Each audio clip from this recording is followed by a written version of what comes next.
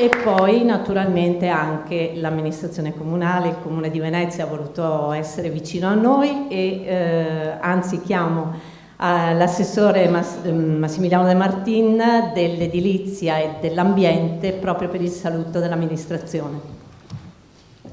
Presidente Magaraggia, Presidente degli Ingegneri Mariano Carraro e del Collegio degli Ingegneri Sandro Boato. Grazie per questo invito, la città oggi è qui presente, ci fa piacere essere partecipi soprattutto a un momento non solo di ricorrenza, di festa, ma è il momento di consacrazione dell'impegno di una categoria che comunque da sempre, non solo negli ultimi 50 anni, ha contribuito al mantenimento e all'efficientamento della città.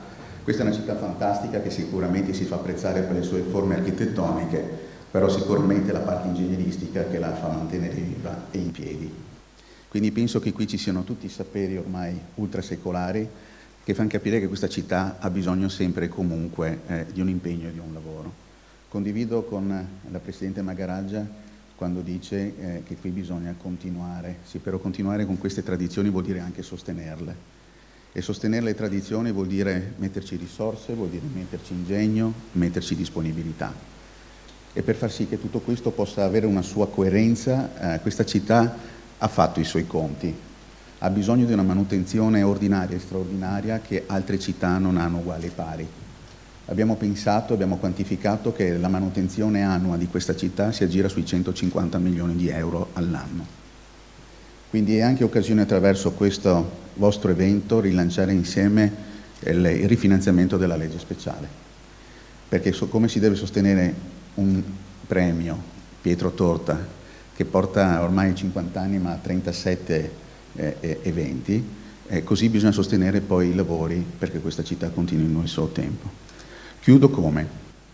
Con un ringraziamento per far capire che le cose vanno sostenute, che la città è presente.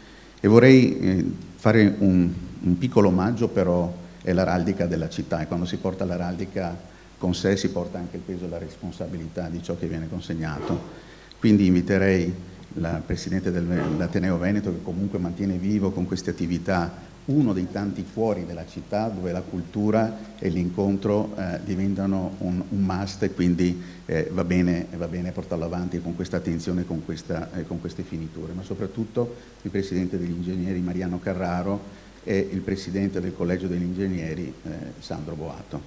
Quindi consegno ad ognuno di loro per galanteria, prima lei il Gagardetto della città, al Presidente degli Ingegneri.